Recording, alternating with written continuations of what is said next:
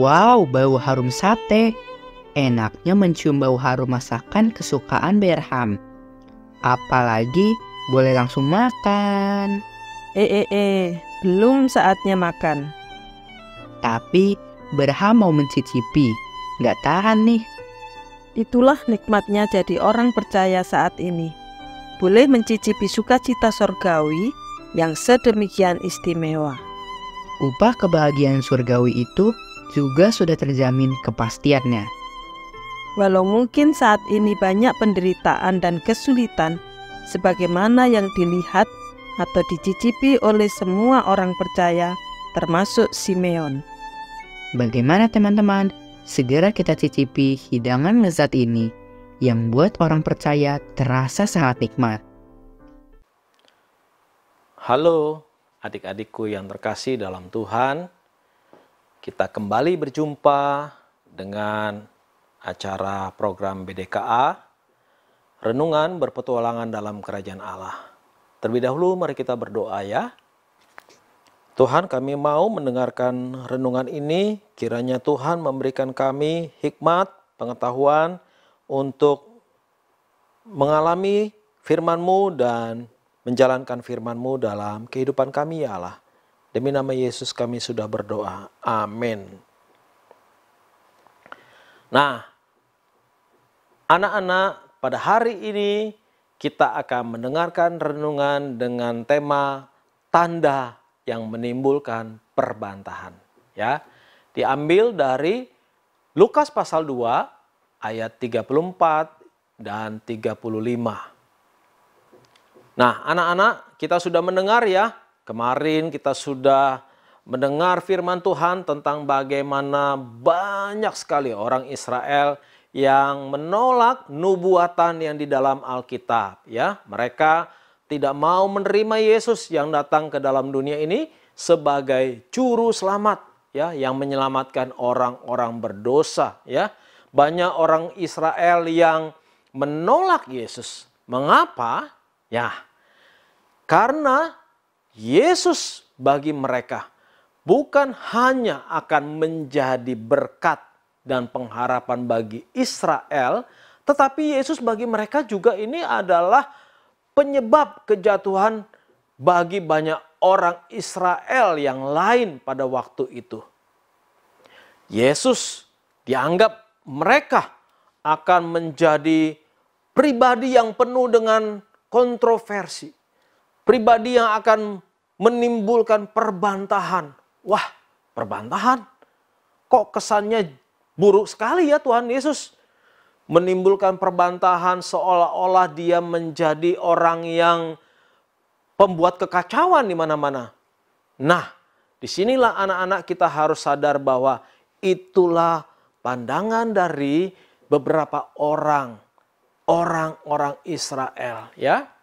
Karena ajaran Tuhan Yesus itu dianggap menimbulkan banyak kontroversi, ya. Kalian tentunya tahu ya apa artinya kontroversi ya. Ya, kontroversi itu adalah pro dan kontra anak-anakku yang terkasih ya. Pro dan kontra tentang satu ajaran ya. Ajaran yang satu dengan ajaran yang lain ya. Kelompok yang satu dengan kelompok yang lain. Tentunya kita tahu bahwa para ahli Taurat itu punya pengikut-pengikut, bukan ya? Dan juga orang-orang Farisi punya pengikut-pengikut. Dan pengikutnya itu sangat loyal sekali. Ya, artinya loyal adalah mereka itu setia mengikuti ajaran-ajaran yang disampaikan oleh para guru-guru agama. Ahli Taurat dan orang Farisi yang menjalankan hukum Taurat. Nah, kelompok yang satu lagi adalah kelompok dari Tuhan Yesus. Tuhan Yesus dia tidak membenci Taurat, dia hanya ingin menyatakan bahwa ada Taurat yang salah, ada Taurat yang keliru. Karena banyak orang Israel sudah menambah-nambahkan hukum Taurat, anak-anakku. Nah, maka Yesus dalam misinya ke dunia ketika dia melakukan pekerjaan, melayani, ya, menyembuhkan orang sakit, ya, melakukan mujizat-mujizat, itu dia melakukannya untuk melayani Tuhan. Tetapi orang Farisi menganggap Yesus sedang bekerja dan menyalahkan Yesus karena melanggar hukum Taurat. Tetapi ingat anak-anak, Yesus adalah Tuhan. Termasuk Yesus adalah Tuhan atas hari Sabat. Ya, jadi hari Sabat itu untuk manusia, bukan manusia untuk hari Sabat. Kalian paham artinya bukan? Ya, kalau manusia untuk hari Sabat, manusia itu jadi harus mengikuti apa yang diperintahkan dalam hukum Taurat dan tidak bisa melakukan apa-apa pada hari Sabat, pada hari perhentian. Tetapi kalau manusia sebagai tuan atas hari Sabat, manusia itu bisa mengatur dirinya sendiri dan tidak hanya mengikuti peraturan-peraturan hukum Taurat. Dan Yesus tidak mau anak-anakku untuk hanya mengikuti aturan hukum Taurat. Karena manusia perlu dilayani. Banyak orang berdosa perlu mendengarkan firman Tuhan, khotbah-khotbah yang disampaikan oleh Tuhan Yesus pada hari Sabat. Banyak manusia yang sedang sakit membutuhkan Yesus pada hari Sabat. Mereka datang membawa orang-orang sakit, orang yang lumpuh, orang yang buta, orang yang tidak dapat berjalan, dan orang-orang yang kesurupan. Itu Tuhan Yesus sembuhkan pada hari Sabat. Maka hari Sabat berguna untuk apa? Untuk kita melayani Tuhan. Pada saat hari ini, di dalam masa sekarang, hari Sabat itu seperti hari Minggu, ya. Hari Minggu yang kita jalani untuk memuliakan nama Tuhan, ya. Hari yang dikhususkan untuk kita menyembah Tuhan. Tetapi bukan berarti kita nggak boleh melakukan pekerjaan-pekerjaan yang lain, ya. Di hari Minggu, ya. Kita bisa melakukan pekerjaan yang lain, ya. Mengunjungi anak-anak yatim, ya.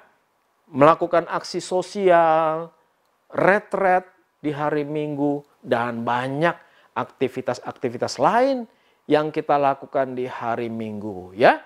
Jadi kuduskanlah hari Sabat, itu adalah perintah dari Alkitab. Namun hari Sabat itu juga bukan berarti kita tidak boleh melakukan hal-hal yang baik yang berguna bagi orang lain.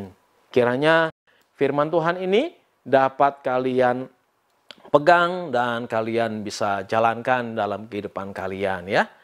Kita bersatu di dalam doa, ya.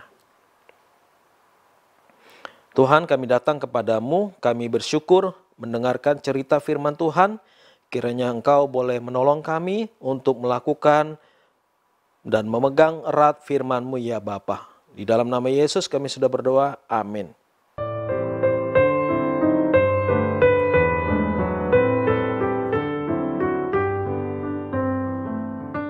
Abraham jadi malu betapa sedikitnya kesukaan aku di dalam Allah. Betapa jarangnya Abraham membicarakan Allah yang sangat baik. Ya, benar. Kita malu dengan Simeon. Mama juga merasa terlalu dingin perhatian terhadap hal-hal yang sudah dinyatakan Allah melalui firman-Nya. Semoga masih belum terlambat, ya. Kita sudah mendengar bagaimana oleh pencerahan Roh Kudus, maka Simeon dapat melihat banyak hal yang terlihat sangat positif sekaligus negatif. Kita diingatkan untuk terus waspada dan selalu minta anugerah Tuhan yang maha bijaksana. Dan kita lanjut baca dari Lukas 2 ayat 36 sampai 39. Terima kasih semuanya.